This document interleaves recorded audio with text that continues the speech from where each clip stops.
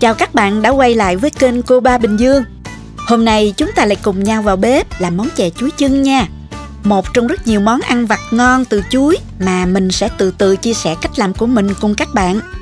Cách nấu đơn giản và có vài điểm cần lưu ý nhỏ nhỏ để chúng ta có nồi chè chuối ngon nhất để chiêu đãi gia đình và bạn bè. Tuy là chè chuối nhưng không bị ngấy. Hương vị béo thơm, ngọt thanh không thể lẫn vào đâu của từng chén chè. Bảo đảm ăn hết chén, cứ muốn ăn thêm chén nữa. Nào chúng ta cùng thực hiện ngay nha.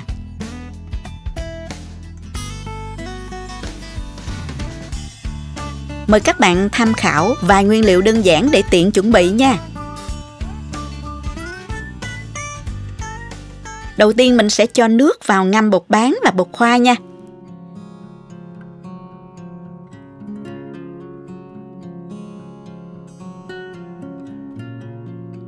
Mình sẽ để đây ngâm khoảng 15 phút nha các bạn.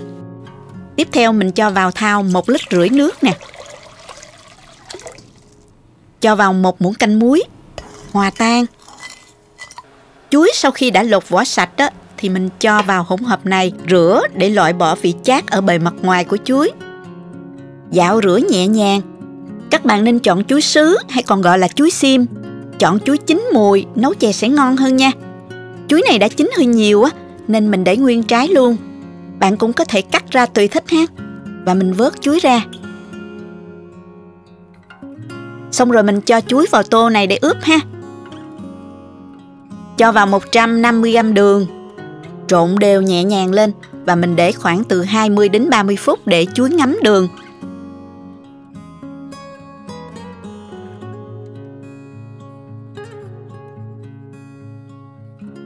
Trong khi chờ chuối ngấm đường á, mình sẽ rang đậu phộng.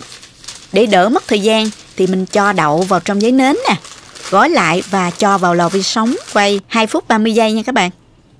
Và mình ủ thêm 1 phút nữa rồi mới lấy ra ha. Mình cho ra rổ nè. Chờ nguội hẳn rồi mình bóc vỏ lụa nha.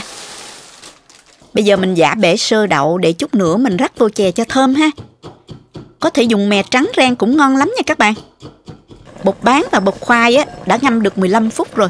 Mình vớt ra và cho nước sôi vào để ngâm rửa qua cho sạch. Và lát mình nấu nó nhanh mềm ha. Chuối mình đã ướp đường được 20 phút rồi. Mình cho chuối vào nồi để sên chuối nha.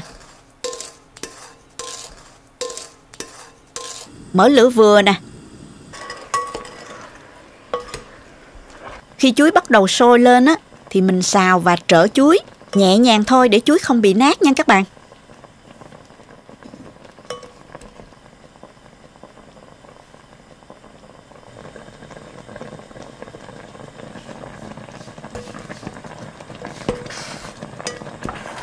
Khi thấy đường sệt lại á, thì mình cho vào 800ml nước. Tiếp theo mình sẽ cho thêm 200ml nước cốt dừa. Mình sử dụng nước cốt dừa lon nha các bạn.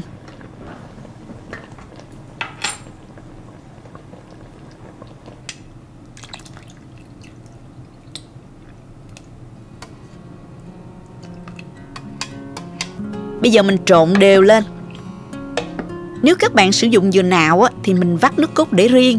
Và mình dùng nước dảo để nấu ha.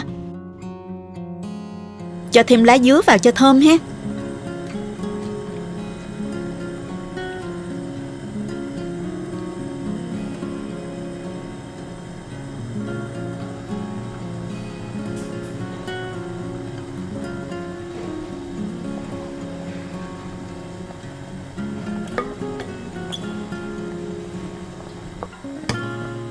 Khi chè sôi được 8 đến 10 phút rồi, mình cho thêm 50g đường vào.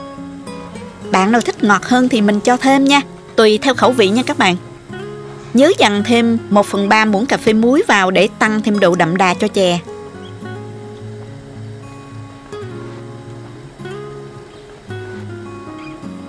Mình vớt lá dứa ra.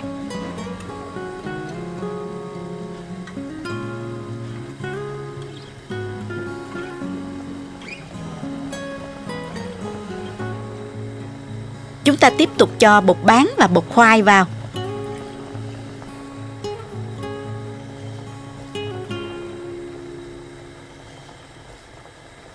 Để nồi chà sôi thêm 5 phút nữa. Khi thấy bột bán và bột khoai trong lại đó là chín rồi đó. Bây giờ mình cho 200ml nước cốt dừa còn lại vào. Hạ lửa nhỏ để giữ độ béo của nước cốt dừa nha các bạn. Khi chè sôi trở lại á, nếu bạn nào thích nước có độ sánh á, thì chúng ta có thể cho thêm vào nồi hỗn hợp gồm 2 muỗng cà phê bột bắp hoặc bột năng hòa tan với 2 muỗng canh nước nha. Như vậy là hoàn thành rồi đó các bạn. Mùi thơm hấp dẫn lắm luôn. Mình tắt bếp luôn nha các bạn.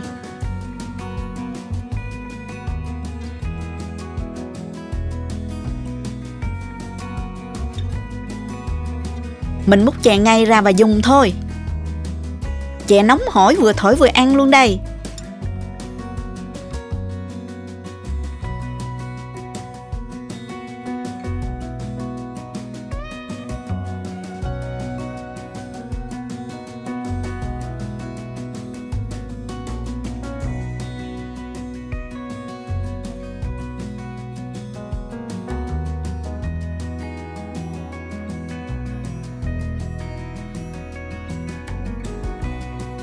Để trang trí cho đẹp mắt á, các bạn có thể cắt chuối ra như thế này để nhìn thấy màu vàng ươm của lát chuối rất là thích mắt.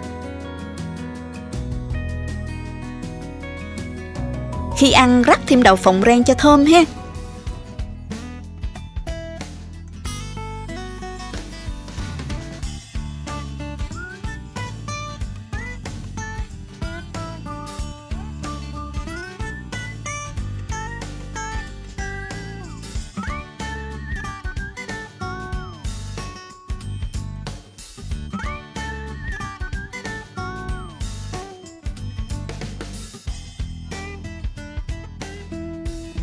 Mùi thơm và vị ngọt đặc trưng của chuối thấm vị béo của nước cốt dừa, thật là hấp dẫn quá đi.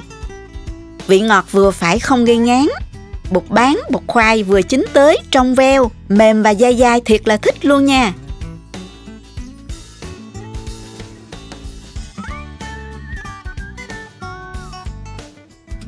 Đậu phộng thơm giòn làm tăng thêm hương vị cho tô chè. Ăn rồi lại muốn ăn thêm chén nữa. Chúc các bạn nấu chè thật ngon, thưởng thức và nhớ về món ăn vặt bình dị, mộc mạc nhưng rất hấp dẫn này nha. Nếu thích cách mình làm, nhớ chia sẻ video cho bạn bè cùng xem. Nhớ bấm like, đăng ký kênh để xem nhiều video mới của mình nha. Bạn cũng có thể truy cập website cobabình dương.com để tham khảo nhiều công thức nấu ăn dưới dạng bài viết. Cảm ơn các bạn đã xem video. Chào tạm biệt và hẹn gặp lại các bạn ở video tiếp theo nha.